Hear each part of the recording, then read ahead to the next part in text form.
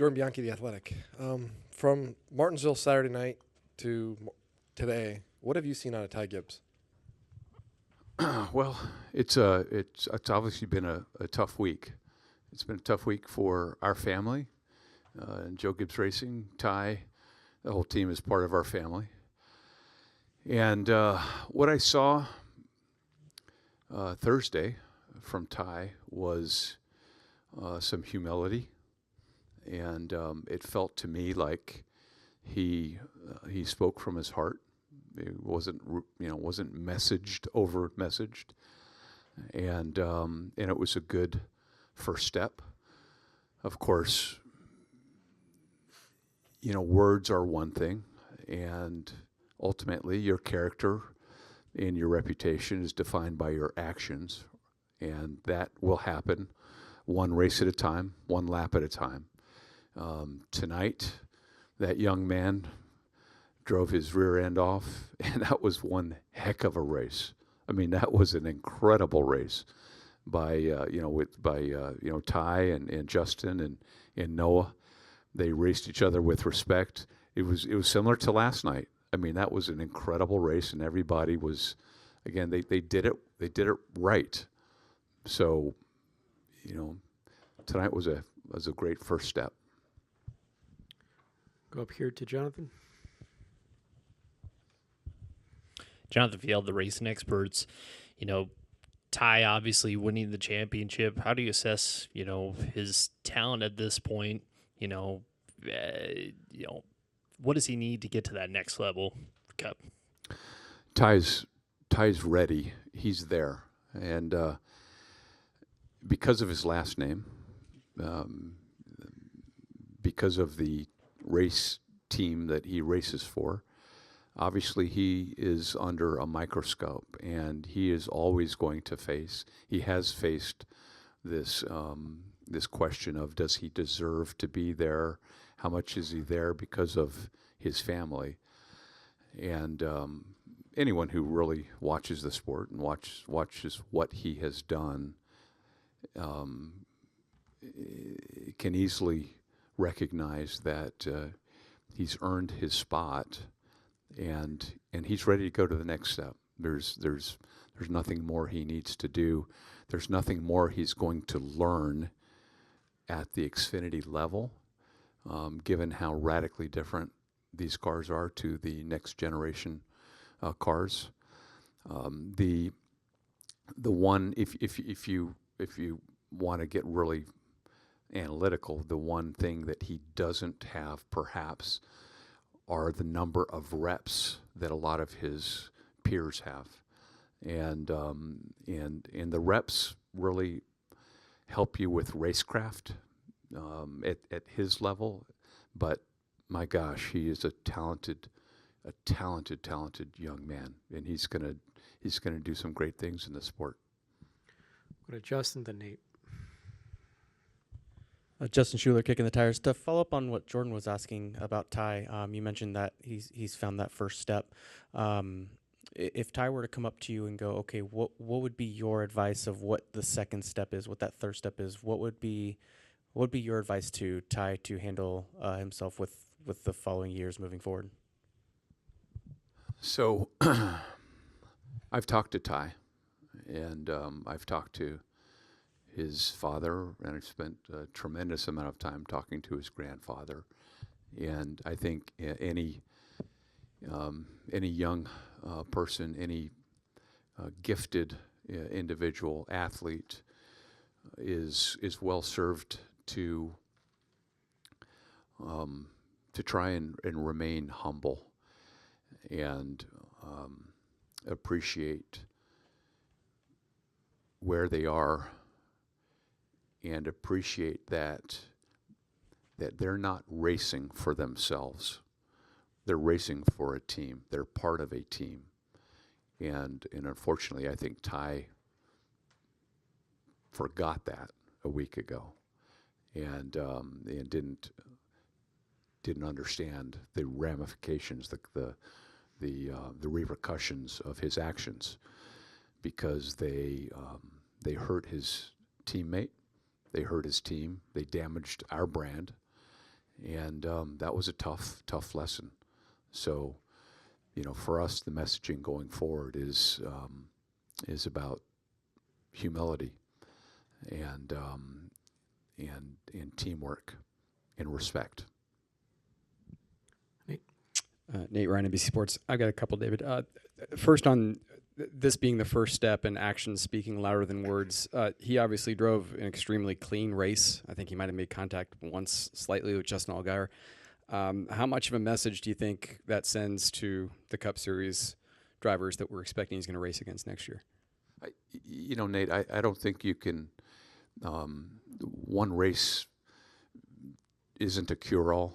It's one race. Now tonight was amplified because it was a championship race, and really what I find pretty remarkable is how, in the end, he had to strap in tonight after one of the toughest weeks of his professional career and do a job and race against the best drivers in the sport, and he was able to compartmentalize and do his job.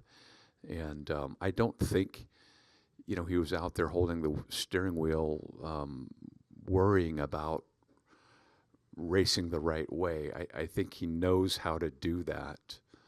And but it was, on the national, on a national stage, I think it was really important. It was a tremendous opportunity for him to demonstrate what he's capable of. And as far as when he gets the opportunity to drive a Cup car, it's a reset. And of course, in the background, he's been driving a Cup car, that 23 Cup car, and he's got a pretty fast race car for tomorrow. But again, tonight was a great look, and we're really happy for him. Really happy with what he did tonight.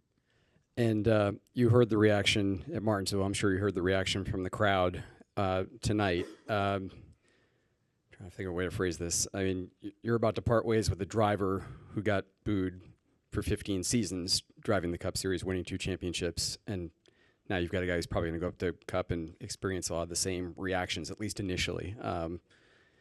What is that like to think about that? And is it, here we go again, kind of at JGR? Yeah. Yeah, well, what I know and what you have probably already heard is certainly his family doesn't want that for him. Truly doesn't want that for him. I remember the Sunday morning after Martinsville won, talking to his grandfather, talking to Coach Gibbs, but I was talking to his grandfather, not to Joe Gibbs, and he was terribly distraught because the last thing he wanted for his grandson was for him to be disliked from from the fans, and it really is personal. But what I said to Joe is he's, at the time he was 19 years old, and I didn't believe that, you're going to shape your reputation based upon one race or one season. I think that comes with time, and let's make sure he has the support, because, with as few reps as he has, as I was saying earlier, he hasn't seen all of the circumstances, all of the things that can happen during the course of a race. And I thought, actually after that event, we saw a course correction from Ty.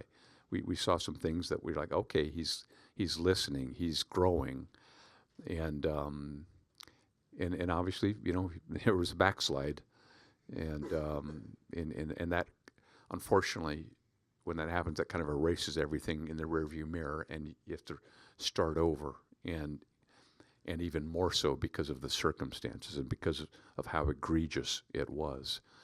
So I don't think the black hat is planted firmly on his head just yet. And I believe that through his actions, through through his words, through his sincerity, that he can recover and be who he wants to be who he believes he is. But honestly, that's up to him, and we're gonna have to see how that plays out over his career. He's going to be arguably in the sport another 15, 20 years. We hope. Any questions in the press box? Any final questions down the media center? We'll wrap with Jordan.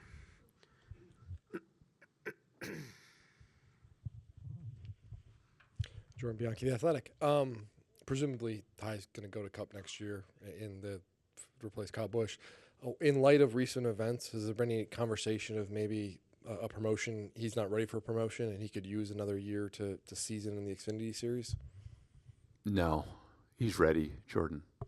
He's ready. He's more than capable. So the question is, he emotionally ready, perhaps, right? And I mean, how many kids at 19 or 20 years old are emotionally ready? Probably, if you're actually, analytical, critical, you say no. I mean, these kids are getting married at that age. Are they ready to get married? I'm veering way off topic here, but but what Ty has going for him he has a family that loves him dearly. He has a manufacturer that believes in him, and I believe that the lessons, I believe that there's a silver lining from what happened last Saturday night, and those lessons learned, those tough lessons learned, will serve him and toughen him, and bring some humility that was necessary and needed to allow him to take that next step. Okay, we'll take one more, and we'll wrap with John here. JohnNewbyHeavy.com. This is obviously a bittersweet weekend for you, losing Kyle, losing KBM, but then you also have Christopher in the championship 4. You have Ty winning the championship. How do you personally navigate all these emotions? Wow. Yeah, this whole year has been a roller coaster for me personally, for Toyota, for TRD. I don't like being in the news cycle like we have been every week, it seems like. But this is just one of those years where a lot of things are going on. And in the end, I'm able to find perspective. I've got a 2.5-year-old at home that keeps me grounded, and I find peace with that. But the reality is that we have so many wonderful things happening, and we get to watch Christopher Bell race tomorrow night. And I was sharing with some of you here yesterday, 10 years ago, next month I was in Indianapolis celebrating his USAC National Midget Championship 10 years ago, and tomorrow he's racing for one of the biggest motorsports trophies in this country, and he's racing because of TRD and Toyota, because we built a ladder for him, and I'm awfully proud of that. So, I'm going to focus on all the terrific opportunities we have, and the terrific team that we have around us, and I think that's what I'll do. This is Blaine Perkins, driver of the number 9 Raceline Wheels CR7 Motorsports Chevy. Make sure to hit that subscribe button. Also check out one of those 2 videos beside me. Visit frontstretch.com for more racing content.